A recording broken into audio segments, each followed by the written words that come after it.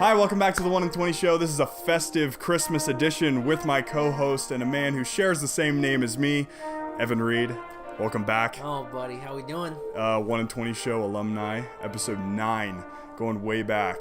And we're also joined today by some more special guests, which are really exciting. This is a different format completely than what we normally do. This is just going to be laid back and fun, and we're going to try some new things, see if we can make this a traditional, repeated Christmas episode every year. Hopefully the show is around next year. So, Evan, how's it been? You know what, man? It's been a while. It's been horribly good. Excellent. I think, honestly, it's just been busy. School's been busy. Yeah. Work's been busy. Yeah. Life's been busy. All the busies. I miss Disney. Yeah. Everything else, though, is pretty good. How are you doing, buddy? Good. Yeah, the last time that we talked was back in, I want to say July, probably, because it's like August. August. Yeah. Been a little while. But now that the year is wrapping up, we're ending 2018. We are doing lots of cool things with the show that you've seen. It's super exciting, super fun. But today, we're trying out some new things. And one of which is Caesar Milan. Caesar Milan is coming to the podcast. You heard it right here, folks. Evan told you. Yep, little dogs are going to come just fluffing in here, just romping along the couches. And yeah, no, we don't have dogs today. Sorry. That was our original idea. I have a picture of my dog, but that is about as far as we're going. We're going to have to see if the picture of Evan's dog will offend our other guests that are coming on or not, because she is, well, do I say ugly? She's special.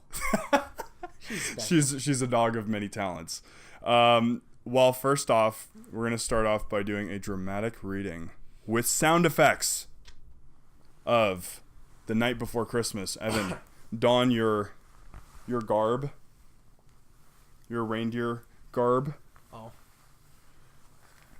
I'm doing it for the podcast, guys. How do I look? I feel pretty good. Now, the idea is that while Evan reads dramatically The Night Before Christmas, I will whip out my phone and play special sound effects such as, well, you'll hear it in a minute.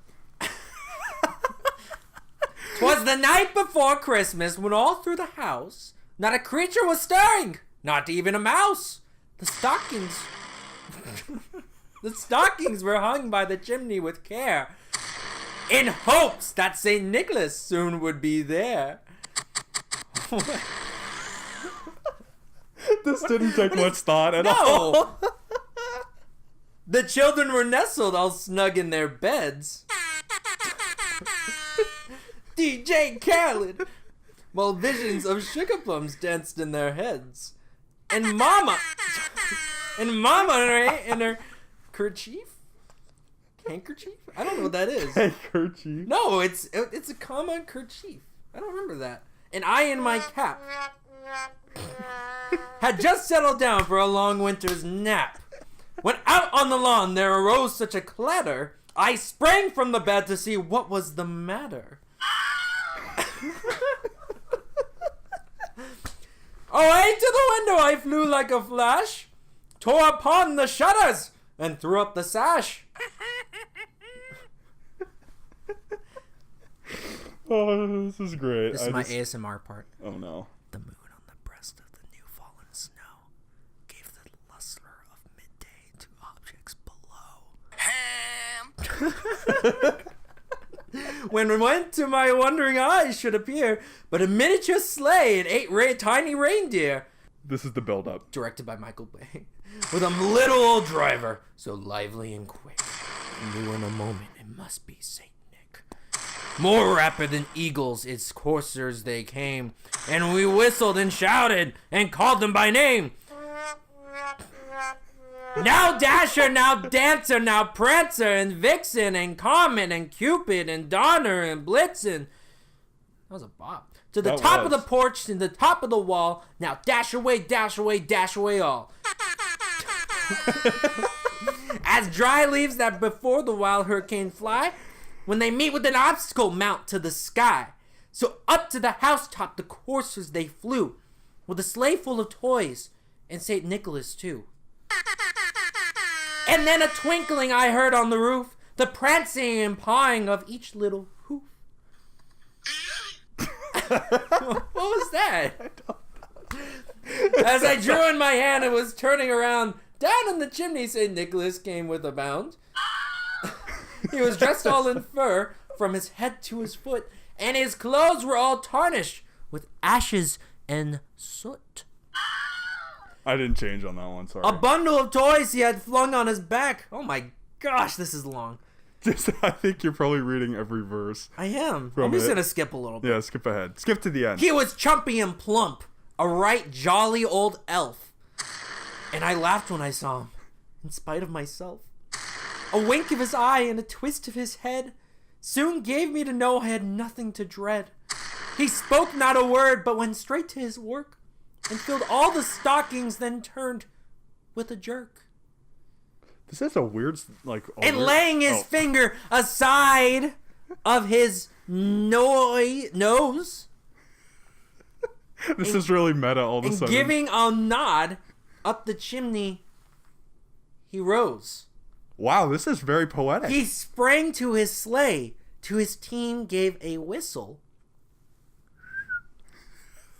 And away they all flew like the down of a thistle. Wow, I didn't know that was thistle. a word. But I heard him exclaim, ere he drove out of sight, "Happy Christmas at all, and to all a good night."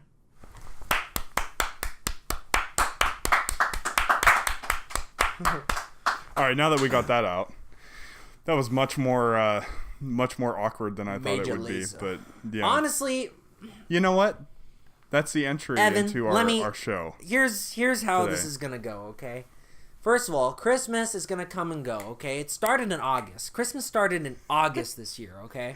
Why do I know this? Because I walked into Walmart, or I'm sorry, I walked into blank, and I kid you not, Christmas stuff was already out. Yeah. It just stresses you out, man. Christmas around finals too is just, it's a bad combination, man. No, I know. It's just rough. Christmas comes and Christmas goes, but one thing's for sure, they know how to sell anything Christmas from July until Hey, December. and I'm the sucker that would buy it. Yeah. I would buy it. I mean, if Disneyland started putting out their Christmas decorations in March, I'd go to it. Mm-hmm. I'd still go. Mm-hmm. Yeah. I would too. Anyway. I don't know where we're going with this, but we just threw this whole thing together. It's the Christmas special. It's the Christmas special. We'll do some caroling later, and okay, we're gonna have Camden and Camden and Aaron Chalakian, Okay. two good friends of the show who were in previous episodes. yeah.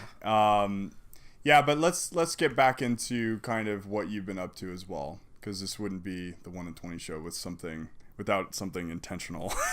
So Intentional. with school coming to a close and the holidays approaching, what has been on your mind in your time of I tried to rhyme that, but I was going to say in your time of loathing. Loathing. Well, yeah, it's been a time of loathing. I think honestly, the issue right now is I've been in Disney withdrawals. Mm-hmm. I miss Disney a lot. If you remember the episode with Evan, we talked about his time Disney College program. Yep. But So in the summertime, it's like either I stay here in Santa Clarita, which I would rather not do, or I find another internship opportunity with either Disney again, the LA Philharmonic. I applied to one with Lucasfilm just for the heck of it. I'm probably why not? Get it. Why not? Why not? Right? Yeah. Meet Yoda. You know. Meet some Yoda. It'd be cool. You know. I want to make the most out of my summertime. I have a spring semester. I'm taking all theater classes. I'm gonna be auditioning for a musical for the first time in like 2 years. I haven't done that in a long time. Yeah, this is a very musical driven episode as well. Everybody involved has been in musicals in some facet or form, or shape or size. That's really cool. Yeah. Yeah, but other than that, things have just been. Things haven't been bad. It's just stagnant right now, which is fine. You're gonna have those points in your life. You're just. Yeah. You know, you go from being at such a high point all the time. In my case, I woke up and I just went to Magic Kingdom whenever I wanted to. But oh my god. Here I'm in Santa Clarita, and my Magic Kingdom is the Valencia Town Center. Which only goes so far and is not always the best. Do you have like a go-to do you have a go-to binge series that you've watched? Oh, The Office has been. I mean, okay. I love The Office. So The Office, yeah, it's. I mean, there's some great Christmas episodes, obviously, but then it's just great because it's mindless humor. You could pick up at any single episode. Mm-hmm. Now, seasons 8 and 9, Yeah. I think they're not bad. They're not bad. The last 2 episodes of 9 are excellent. Yeah. You know. No. Yeah. Yeah, I agree. But The Office, Parks and Rec, I get in and out between like John Mulaney comedy specials or Yep. It's Always Sunny. You know, Yeah. That's a good show. Yeah. Other than that, I don't know. There's that new Kurt Russell Christmas movie on Netflix. Yeah, I saw that. Christmas Chronicle. He looks like a jolly old Santa. I never would have pictured him as Santa. I've heard it was there you good. go. I still haven't watched it for whatever reason. Huh. Roma is on Netflix. Yeah, boy, and they're really pushing that movie. Yes, they It are. pops up on the cover when you open it. I've never seen them do that before. You know, when you open Netflix and Yeah. it comes up and Roma's on the screen under the Netflix Yeah, logo. because there's a very, very, Crazy. very, very good possibility it might be nominated for Best Picture. Which would be the first Netflix special to do so, I think. One of the first. So. Yeah. Yeah, I think so. I've been watching a lot of Marvelous Miss Maisel. Yeah, I've Is heard that what good it's called, things Mabel? on Is that what it is? Amazon. Yeah. Yeah, it's a very cheery and festive show. It's beautifully shot. It's something that doesn't The aesthetic deserve looks to beautiful. Be, Oh, yeah. it doesn't even deserve to be in our time period because it's so well done. I mean, it's like looks like you're right in it, and it's an awesome show. It's a really good show. Yeah. I love that show. Do you have a favorite go-to Christmas movie? Everybody's always talking at this time of year about your like go-to Christmas movies. What are you watching when you Well, family movies? okay. There's like the classics. Like I'm a big fan of Christmas Story, and that was turned into a musical with somewhat decent music, and I enjoy it. There's Christmas Story, probably my favorite Christmas movie, and it's considered one of the worst Christmas movies ever. Is Jingle All the Way with Arnold Schwarzenegger. We were just talking about that. It is. I've never seen it. Oh my gosh, it is. There's some very cringeworthy parts, but then there are also some like very quotable parts. I kid you not. Arnold Schwarzenegger, he's on the phone in one point in the movie, and he's like, I want to. He's like, no, the cookies. And he's talking about cookies. That's the worst I can't even do it. accent I can't do it. I can't do it. He wants cookies, but the whole plot of the movie is he's trying to get like this Turbo Man doll, and he can't get it, and he procrastinated, like we all do, and it's relatable in the sense that we always wait till the last minute on everything, all of us. Yep. Even when we do actually try to put in effort, we all wait to the last minute in some fashion. Whether you and like you'll turn in an assignment on time, but then like you'll wake up late the next morning. You're like, ah, man, you know. But I don't know. Jingle All the Way is like it perfectly captures the chaos of the holiday season, and it's some of the worst acting, like child acting you could possibly imagine. It's so bad. I thought you were gonna say Arnold. Oh, he's pretty bad too. Yeah. He's really bad. There's one scene where a reindeer, or no, it's not even a reindeer, it's just a deer. A deer gets in a house, and it just terrorizes the entire house, just completely brutalizes it. Oh my gosh. So yeah, I mean, do you have any favorite Christmas movies? I'm trying to think. I love Elf. I mean, everybody says they love Elf, but I love Elf. I think that Will Ferrell's the funniest human alive. Bye, buddy. Hope you find your dad. My favorite part of that movie is what is my favorite part? I love the part when they're in the park and throwing the snowball fight snowballs, thing. yeah. It kills me. It's so funny. I just love when he like does the Derek Jeter throw across and just. Have you seen? Beams that guy. Oh wait, do you remember the Polar Express animated movie? Mm-hmm. Have you watched it recently? I saw it was on TV the other day, and I'm like, how did they get away with this? It's like, I don't know what slant you're taking, good or bad, but I don't really like it. It's creepy. It's creepy. I don't think it's held up very well, in my opinion. No. But I mean, what about the live action Grinch with Jim Carrey? So here now you got me going, because that film, like, when you go to Universal and Universal like takes you on the tour and they show you everything, and that set is there when you go next to Bates Motel. It's the dumbest set I've ever, like, it looks horrible. You're like, how did this turn into that? And I was there yesterday, so I just saw it. And but the movie, the way it was shot, some people, it's like either it's cult following, it's like love, really, really love it or hate it. But you can't deny that it's actually pretty brilliant. I mean, the way it's shot for me, I love it. They do so much Dutch angle and push-ins and weird craziness. It's a visually very interesting movie. Yeah. And Jim Carrey's performance is probably one of the weirdest. I mean, he's just a weird guy as it is, but he's very talented. But his performance is... I heard that they actually had to get a Navy SEAL in to teach him how... They had to teach him pretty much like the basics of how to deal with torture. Because his makeup and prosthetics were so heavy every single day. It would take so long to put on the prosthetics. It would take so long to take them off. That's some dedication. I'm just saying. He hasn't even been nominated for an Oscar.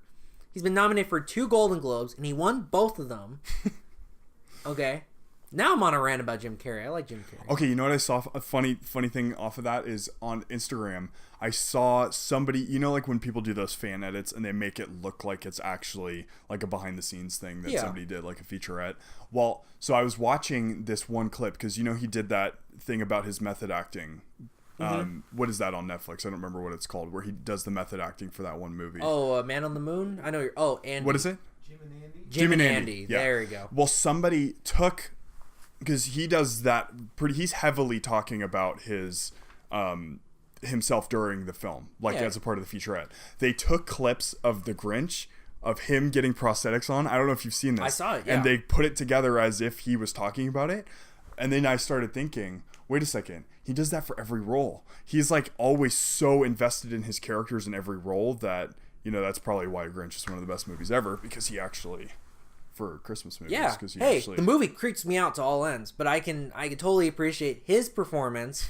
And then on top of that, I mean, it's the environment that they built for this movie, the budget they had for the Grinch was insane. Like it's hard to fathom. The Who's look so weird. Like they're walking around Universal yesterday and like I know, it's on top of the nose thing. Like they prosthetic over it and it's I have a friend who he's a character performer at Universal Studios in Orlando, and he's one of those Whoville characters for the holidays. And his prosthetics, his face looks totally fine. He has this huge schnauzer that's just sticking out, and you're looking at him, you're just you're like, oh my goodness, but it works somehow, Well, and can we talk about the I'll probably put this up, but the onion. Did you see the person give him the onion? That's like my favorite video.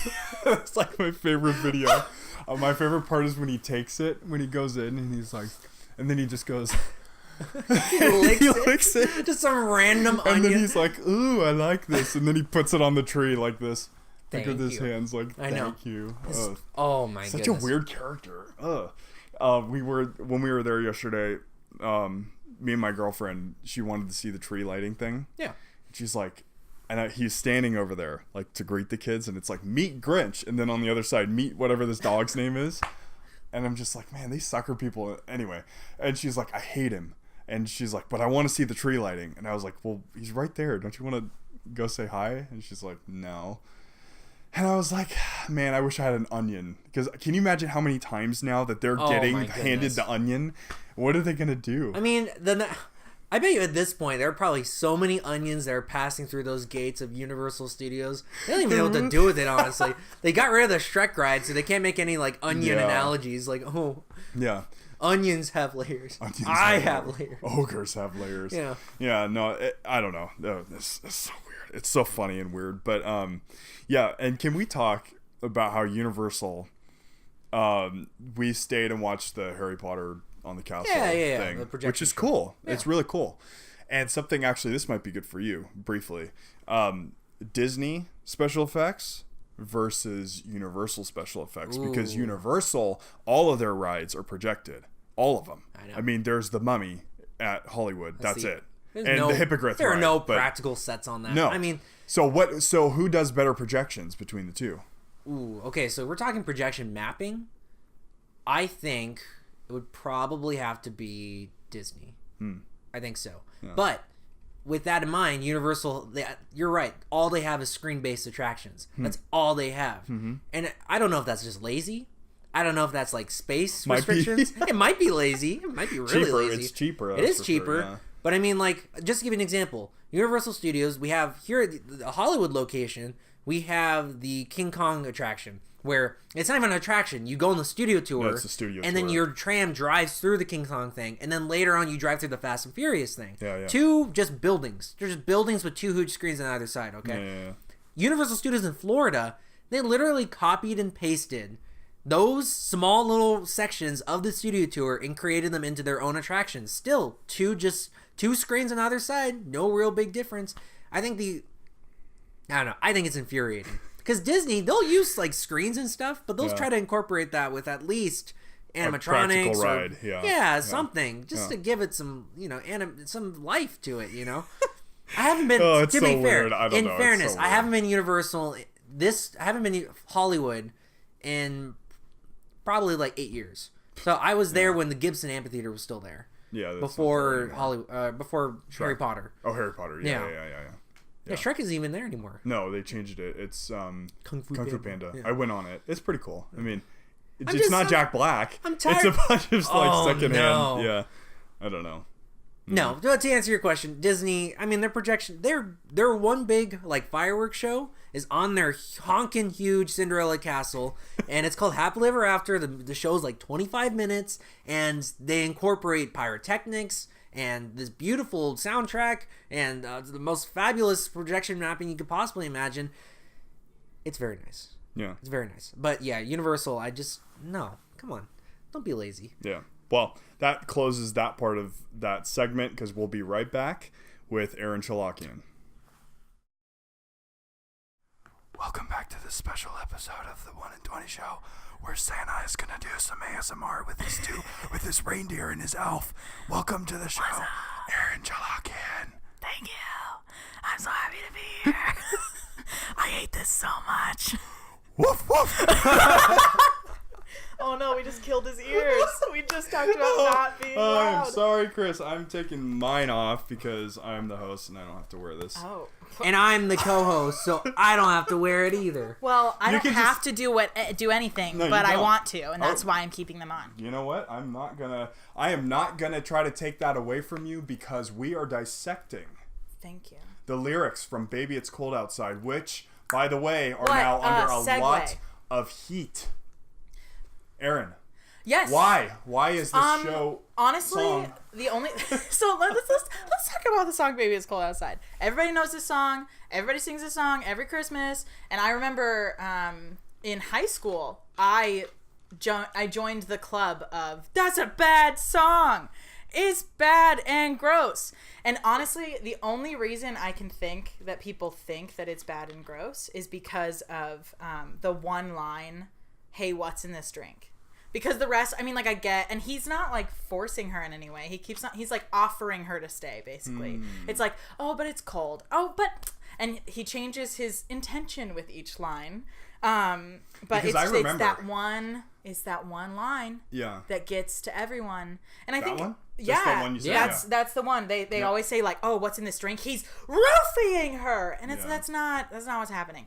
I think the thing is back when that song came out, women weren't allowed to want a sexual experience. Like, they weren't allowed to come out and be like, hey, I'm gonna stay over because I want to. I want to get So it. then how did that song get off then? If that's the case. When you Well- think about it, when it came out, Well, because Because it that is wasn't how assumed. women were. That's how women were. You know, Yeah, they'd yeah. be like, "Oh no, like my brother's gonna worry, and like I can't stay. Me yeah. stay." It's their way of getting why you. did I ask that? Yeah, it's a woman's way of hearing what they want to hear in order to stay. You know, they want you to beg them so that they know that it's okay to say like, "I do want to stay." What's your opinion on this matter? It's a Christmas song. I don't think there's nothing malicious Yeah. about it. I mean, it was a Yeah. like there are some things where like it's obviously a product of its past, and you take the necessary steps to be like, okay, we're not going to completely ignore it, but we're going to acknowledge it as history. You know, like there was that movie by Disney actually, Song of the South, and it was banned because it was very, very, very racially insensitive. But they just banned it. But there have been some outspoken critics that have said just flat out like, well, that's history. It is bad, but I think we should preserve it in the sense that we've grown and we've learned from our mistakes. History, yeah. Like if the whole Jackie Robinson thing didn't happen in Major League Baseball, all of a sudden were they just gonna be like, oh well, let's just erase it. Yeah. no one needs to know. Oh my. I don't know. I mean, this is a song, and that's the one lyric in the entire song that's like questionable. I agree. It's like, It's The rest is like kind of cutesy, and people enjoy this song. Like every time it plays, people are like, "Oh, it's that one song," and then they get to that song, one. And when she's asking like, "What's in this drink?" It could be Sprite cranberry. Oh, and also, well, that's okay. It could be pomegranate lemonade, sparkling Arrowhead water. You better blur that out. Yeah, you better. Hey, it literally tastes like crack, and yeah, it's getting a little bit to me. I thought you meant a different kind of crack, and I was like, "What is happening?" Demonetized. A big thing too is like that was a way to change the subject. Hey, what's in this drink? Is like, oh, what did you put in this? Like, what kind of drink did you hand me? Or even what's in this drink? Like, what kind of wine is this? If it's wine, what kind of? That was it was just another way to like start a conversation or change the conversation. It was not her going, I think you've drugged me. Well, it feels like 2018 is under the guise of The Inspector. Now let me introduce to you what I mean by this. We both were like, Inspector Gadget. That's hey! The Inspector who goes around and is, this beast that wants to find out where are we wrong in all of these things. Yeah. But just like all things, that's not a bad thing, because I think I actually have been thinking about doing this in a coming episode about how I feel that women, because me and my girlfriend were just talking about how we feel that women are misrepresented in a lot of ways. Absolutely. Which is true. 100%. But then again, this is not what this episode's about. But then again, some steps and leaps and bounds have been made in different areas that maybe aren't true, like this song. Yeah. But to me, like the weird thing about this song is that, like the Christmas genre of music, is interesting. Mm-hmm. It's its own thing. So when you look at this in that guise, if you haven't thought of that before, you're like, why is it being talked about? I think my mom said it was on the news last week. Yeah, people are talking about it more than they've ever talked about it. And that's what's so funny about it is that it's like it feels like every single year it gets ramped up a little more. Yeah. Like every single year they're like, "Hey, remember that one song? Let's talk about it more." Yeah. And it reminds me a lot of the new trend of like digging 7 years into somebody's Twitter past and being like, "You were once like this." Didn't that happen to Kevin Hart? Yeah. Isn't that Kevin Hart? Yeah. Well, that was Kevin Hart, James Gunn. I mean, just so many people. And the thing that bugs me about that is like, if you look, I am subjected to on this day on Facebook every day of my life. And every day I'm reminded of the person I used to be. And that we all change. Everything, saying that people don't change is like so annoying, so it's that kind of thing where it's like every year they want to find some new outrage, some new thing to fight about. Yep. All I'm saying is that if I have any political future by the time I'm 25, man, there's gonna be some weird stuff they dig up on me on Twitter and Vine and Snapchat. They might pull up your Crocs video. They Let's might. be real. They will blackmail the heck out of me with all of my Croc videos. I have over. This is new. I have over 200 videos of me and just my Crocs dancing. It's gonna Did you just say just your Crocs? Like you? No, hold on. They're not just any Crocs. He calls no. They are black, holeless Crocs. I mean black, just holeless. Your Crocs. Me and my Crocs. Just you and your Crocs, or like. Your clothes as well. Oh, thank you. I If it's over, we're talking about things we're gonna pull up from people's past, and if it's just you and your the way you alluded to that. I cannot confirm nor deny. Ah! Just kidding. No. Well, what were you singing? What you've been singing? Oh, just to name off a few. So like the SpongeBob musical. There's that. There's that one song. No, I'm not a simple sponge. Okay. Or A bop.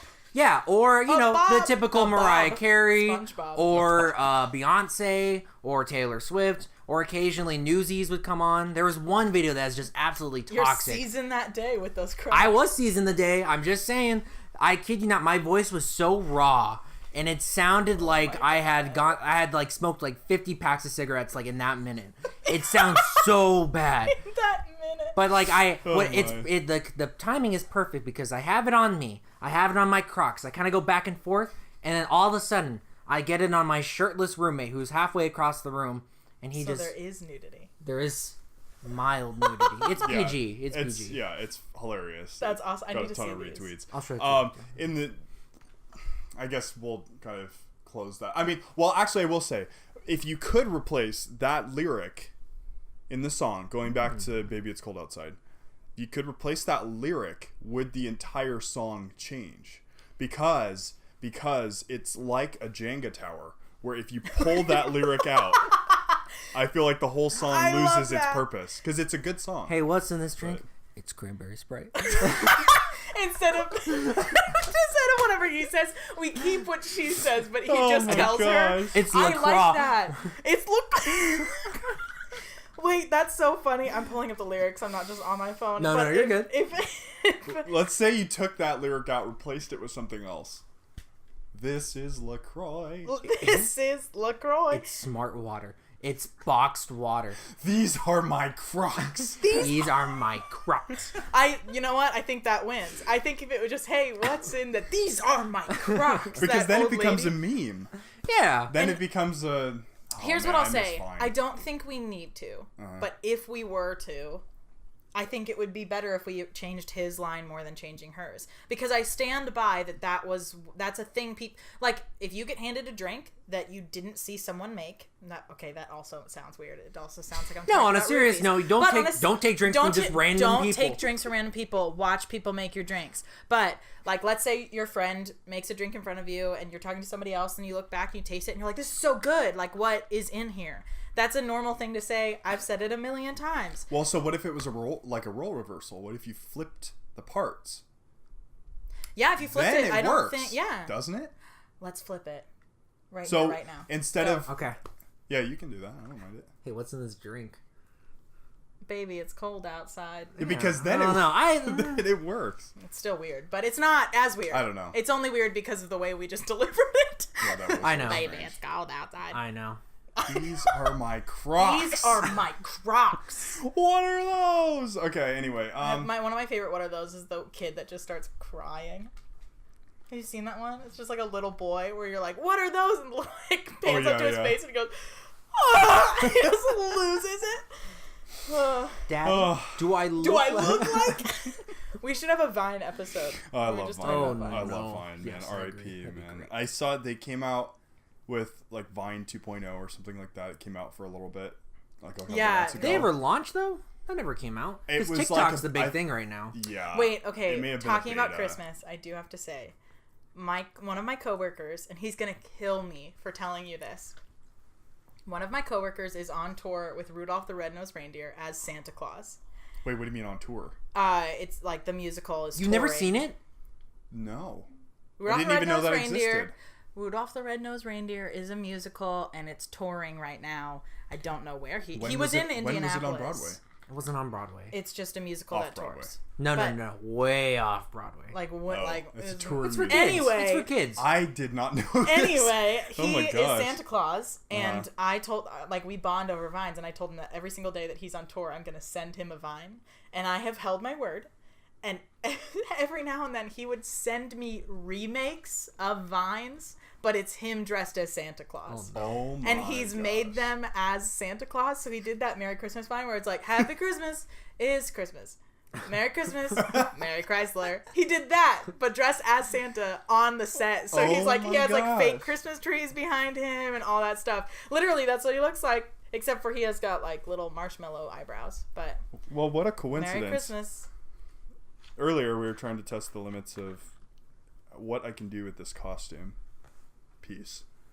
It is incredibly hard to drink out of this beard strap that I've got. Well, the mouth hole isn't even lining up with your mouth. You look more like Santa when you laugh like that. Ho, ho, ho. It's for real estate. It's carbonated water. So the minute anyway, from there,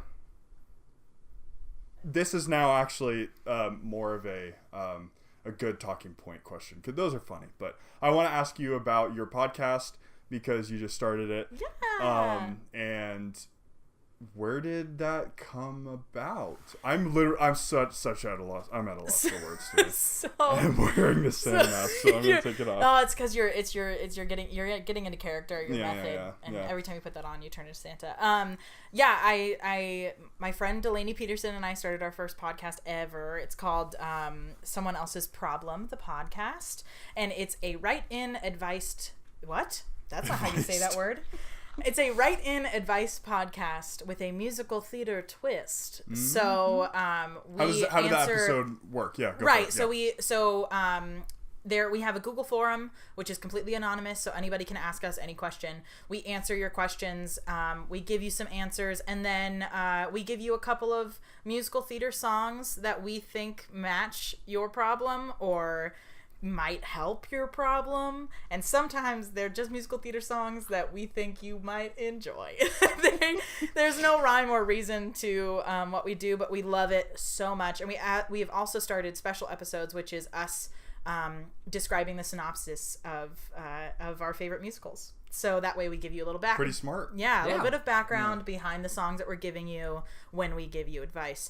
And honestly, the way this started is I got into podcasts after being on your podcast. I did not know a lot about podcasts. That's cool. I was on yours. I started listening to things like My Favorite Murder, and I just started this new one called Ologies, and all of this stuff, and it's endless. And then my friend Delaney was really into podcasts as well.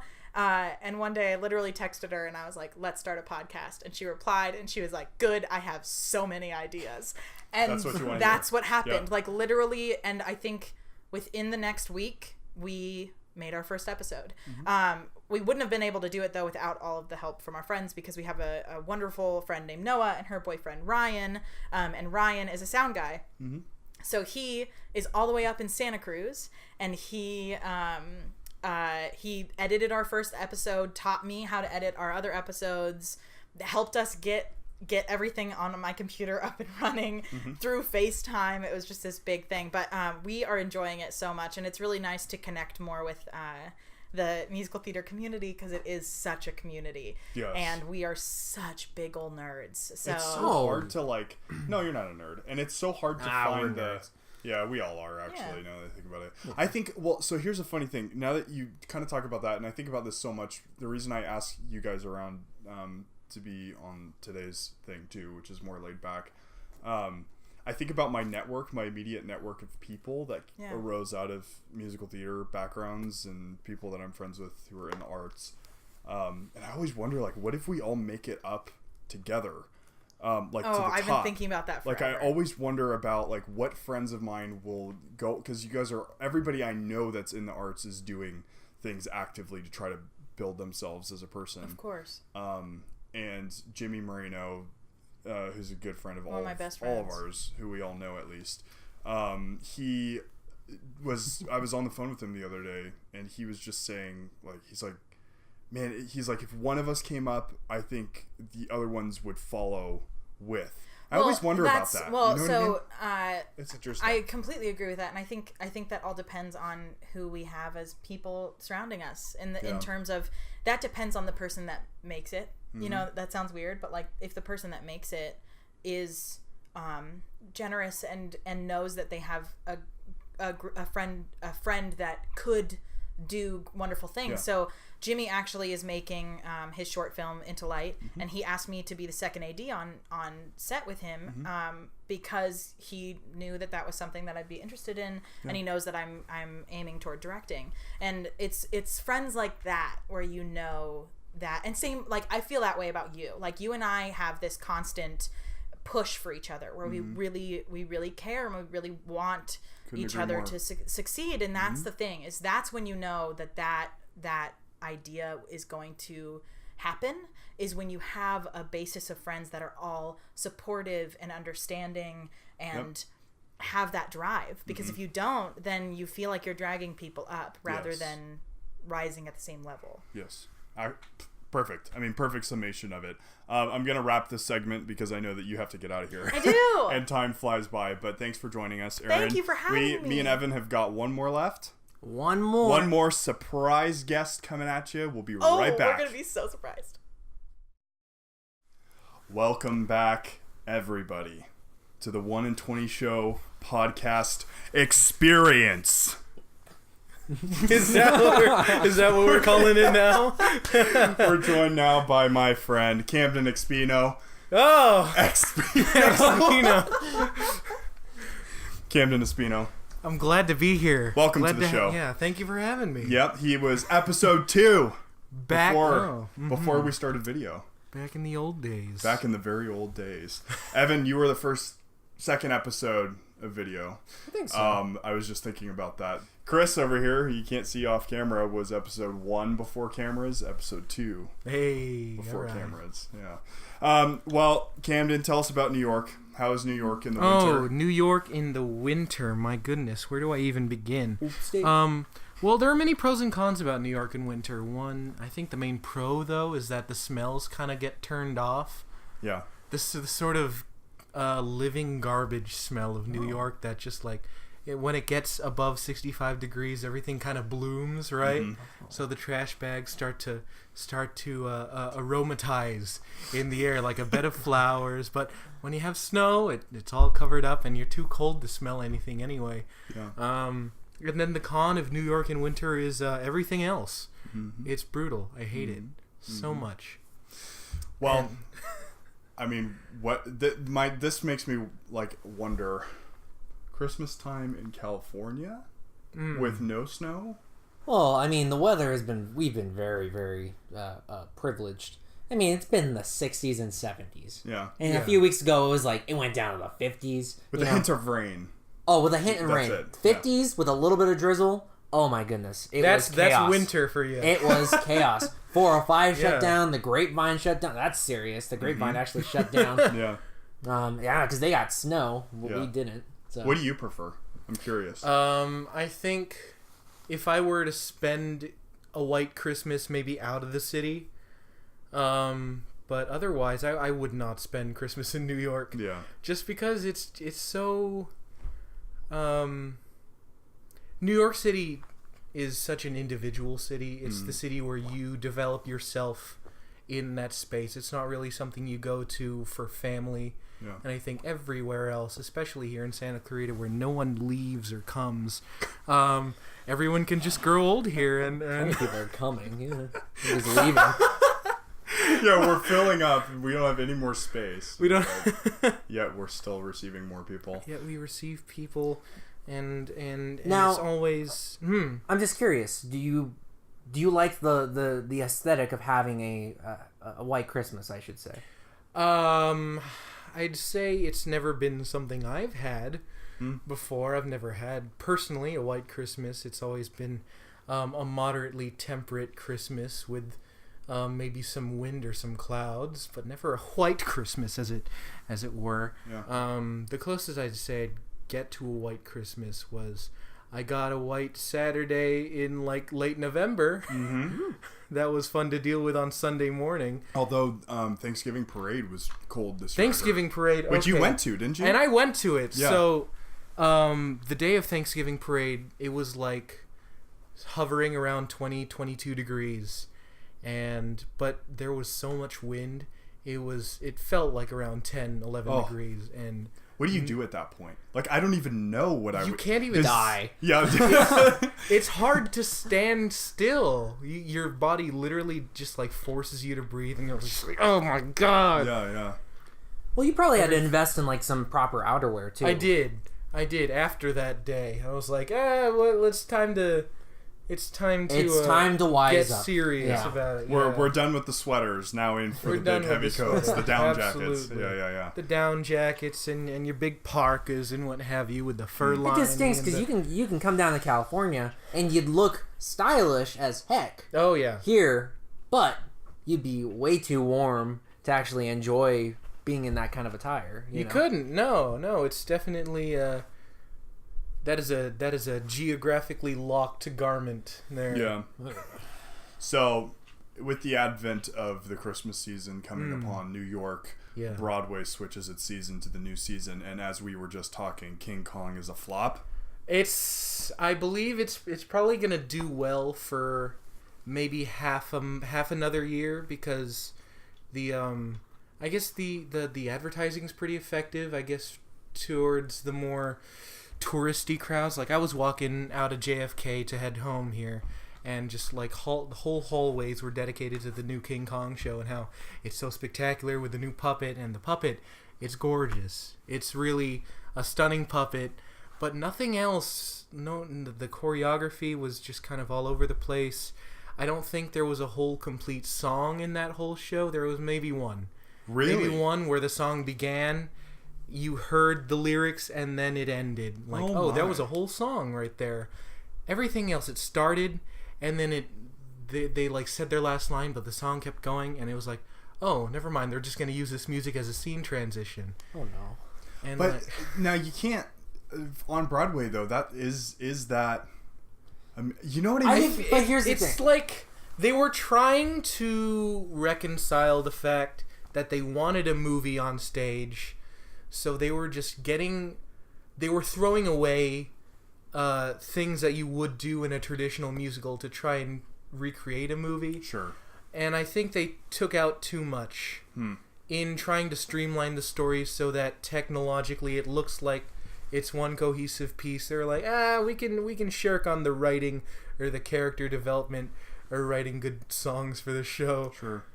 But in the same way, though, I kind of feel like majority of the movie to musical adaptations as of recently, they've always kind of been this way. Definitely. They're kind of just cookie cutter musicals that they have the same characters that you know and love from the movies, and the same funny moments that you might expect from the movies. But the musical, from a majority of the movie adaptations that I have seen so far, have not been very good. No, I don't think so. But you do get exceptions. Like you do have a SpongeBob, where you have such a creative director like Tina Landau, Yeah. and they try to do something. Just because you have these characters doesn't mean you have to fall into that sort of narrative, where you can do something fun and creative with it, especially technologically. I mean, that set, my goodness, It was beautiful. beautiful set, and it's But like, then what do you do with the funny thing about Kong is it's like, what do you do with, I mean, what do you do with the eyesore of Kong? How do you can't. He goes up. Yeah. he goes up, he flies in Exactly. on strings, and it's really cool to see him in action. Yeah. I'll give him the fact that when you first see him, it's in pitch dark, it's completely silent, but you can tell that presence is there, and that's That's two times probably where where they sell it. Yeah. it's just the puppet interacting with the audience, and those are the two most exciting moments in the show. Everything else is basically filler. He's like, how can we show off a puppet? Not too much so that it gets boring after 2 hours, but enough times that people remember the puppet. Yeah. And you remember the puppet. It's Yeah. a great For those puppet. of you who don't know, I mean, the puppet is how many stories? It's, It's two it's stories tall. 2 maybe? stories tall. Yeah. 2,000 gorilla. pounds. Requires how many people? 13. Oh, my 12 goodness. puppeteers and Is then it a all dude in the hand? back. Is it all handheld motions or is it machine? Or Well, I know there are As people far on the as I'm ground, but concerned, I think some of the smaller facial features are done by computer. yeah, because everything- they're incredibly accurate. Oh yeah, Yeah. it's a very lifelike puppet. Like, basically, go see the puppet, and then everything else is like a little side dish that you can or cannot take with you. Whatever, Yeah. you know. Yeah. You know. Well, without getting into too much depth, too, technically aimed toward Evan. When a show like Dear Evan Hansen that came to LA breaks down, I don't know if you heard about this. Like, just because it's so technologically advanced Yeah, I in heard all the about- projections, the show would stop within 2 songs and they would restart. They would start again. And from experience that I heard, it went all the way to intermission, almost to intermission. They stopped and restarted again. Oh my So if that's just projections, how many times out of 10 do you think that robot, the puppet, doesn't work? I mean, this is kind of for both of you, actually. It's but- a little.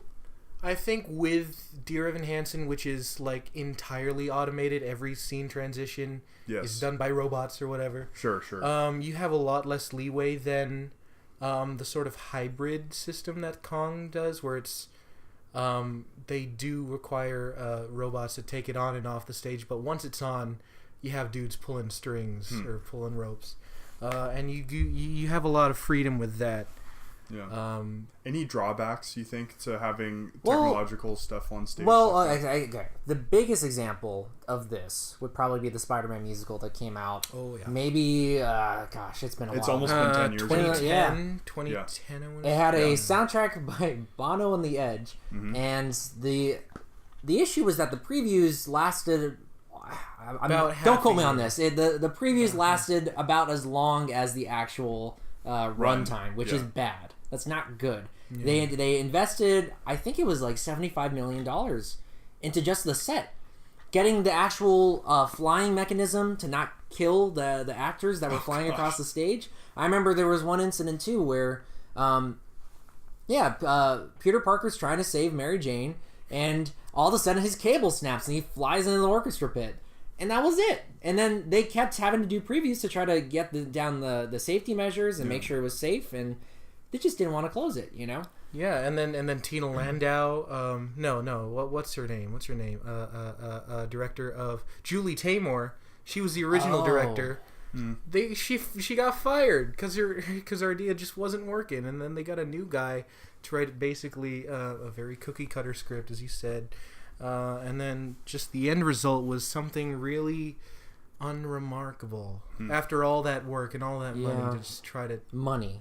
Yeah, Like that's I've seen a few instances where movie to musical adaptations, they've invested a lot into the scenic design, and I've grown to appreciate the musical because of that. Shrek is a good example where they literally dug out the entire stage to build this massive, like 3-pillar looking just monstrosity, you know. Or Groundhog Day, which did not do well in the Broadway box office at all, but it was creatively interesting.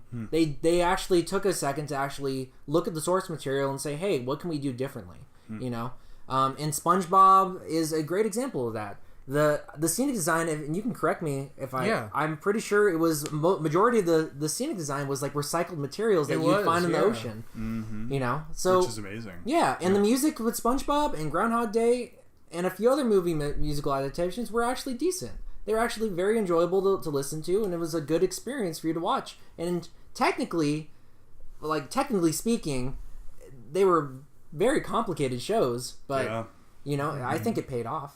You know, but not Spider-Man. Yeah, Spider-Man. Maybe No, not King Kong. Spider-Man. Took a nosedive. King Kong, again, it'll do well with the tourists for a little bit, but you know, once you see the puppet, you've seen the puppet, Right. and there's nothing really else you can go back for. Yeah, it's not a. It's like seeing, like for me, it was like going to see St. Peter's Basilica. I saw it in all of its glory at sunset, and it was gorgeous. Brilliant. And now if I go back, you know, it's still going to be gorgeous, but It's not gonna be. it's not going to be that moment, right? Okay, so let's talk more Christmassy stuff now that we Christmas. got that vein I out. I love know that Camden is a big Christmas fan. I love Christmas. Any Christmas traditions in your family that stick out from others, or movies that you guys like to watch, or anything like that? I know it's not an uncommon thing, but we would do all our Christmas openings on Christmas Eve instead, because like, all of them. all of them, yeah. Wow. We would just, because if it's nighttime and it's post dinner and all the adults are a little bit tipsy, you just want to get on with it. You're not going to wait till morning, dude. But then, because, you know, what have you got other than the rest of your day, right? When you have the evening, there's still that sort of party mentality, so you can still have fun with the presents. That's clever. Yeah. I like that idea. Yeah. Instead of just enjoying in pajamas, you're enjoying in your nice dinner clothes, and everyone's dancing. Yeah. Right? So Yeah. it's a lot. It's a With lumpia, of course. Oh, with lumpia, with you got the whole spread. Yep. Depends on if you're having a Filipino or an American dinner, whoever, depending on you know who's hosting. But there's always a plethora of food and lots of fun.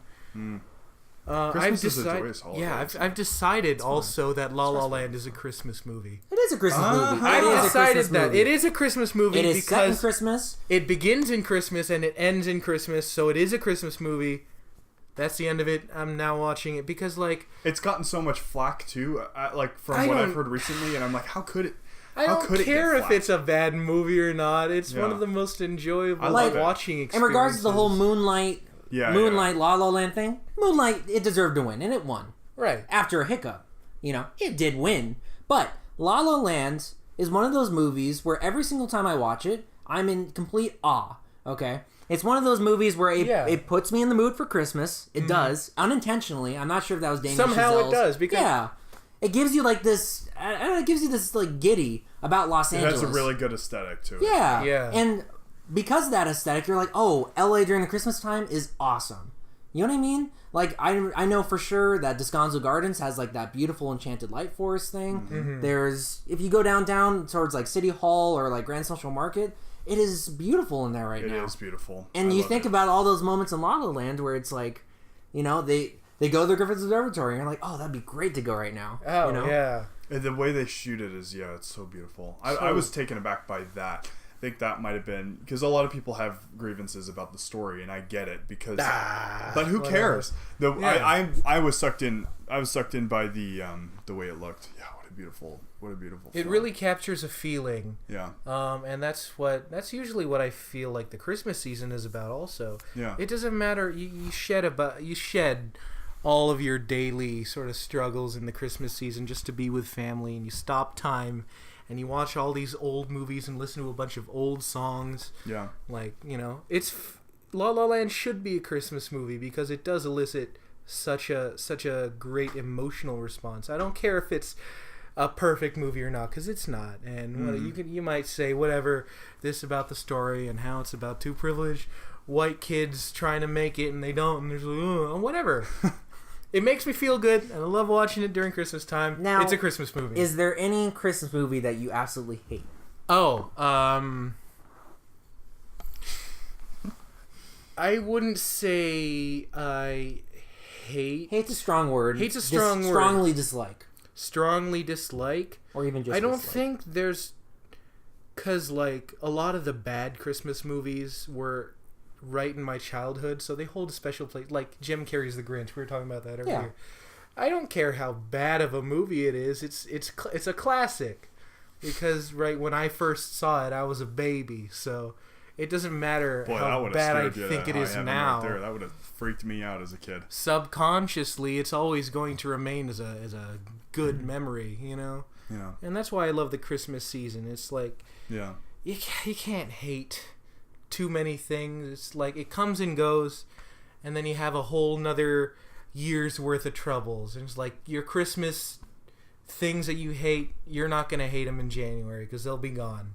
That's true. I don't have the time nor the energy to hate anything during Christmas. So. No. It's not supposed to except for finals. Yeah, but once that's out of the way. I don't know, I'm a drama major. That's not a thing for me. You're lucky, yeah. Uh-huh. Yeah. I'll tell you what, if you're working a retail job, my condolences. I worked in retail last year. I was working at Best Buy. And Best Buy, I was selling TVs, okay? So you have these people, obviously Black Friday was like World War III. Yeah. It's exactly what you pictured it would be. Yeah. It wasn't there weren't any fights necessarily, but there were a lot of people like they'd see a tag that obviously said $20 and they'd like move it onto a TV and they said, "Oh, that says $20. I want that price. I want that price." And so they throw this huge hissy fit and we're like, "No, it's a different barcode." It's a totally different item that you just picked off, But with that in mind is like, yeah, I feel really bad for people that work in retail. I hated it. I hated every second of it. You have people that come in there and they're like, "Are the TVs watching me?" I was like, "I don't know. Are they? Are they? You tell me." I was in. They get in. There are just so many. Oh my gosh, I can't even structure sentences right now. But Christmas is supposed to be special. It's supposed to, I feel you. It is supposed to be special. Yeah. And I mean, some people, they don't have a choice with jobs, and that's just the job they end up with in that time. Yeah. There's some people that willingly get into retail during the holidays. Expecting like a big bonus. Braver Some of them than the like troops. it. Yeah, I'm Yeah. like, oh my goodness. I wouldn't like that. I think that's gonna. This is a topic for a different time, but I think that's gonna go away. In 10 years, you won't see that happening because it'll be online. Hey, good on Toys R Us and Blockbuster for giving their employees the time off. You know, Forever. Oh. forever. Oh. That was a good joke. Oh man, Oh, forever. man. Normally it takes me a Almost. minute to like catch on, but I got that one right on the head. Well, I find like for Christmas time for me, like especially this year, I find that I reflect a lot more than Thanksgiving, because Thanksgiving is like Thanksgiving, you're not madness. close enough to the end No. to look back. It's still too But much now on your you're- mind. right. Yeah, now you're at the end, and for some reason, our brains are able to categorize the years. Yeah. You know what I mean? Instead of just thinking, okay, we're rolling right along through. So I think that's an incredible thing that we're able to just segment those things, because otherwise I think we'd all die if we didn't know there was a Yeah. break, right? Well, I just wanted to express thankfulness to my audience I mean, it's kind of crazy. Everybody in here is a step along the direction right now. Chris being episode 1, you episode 2, you episode 9.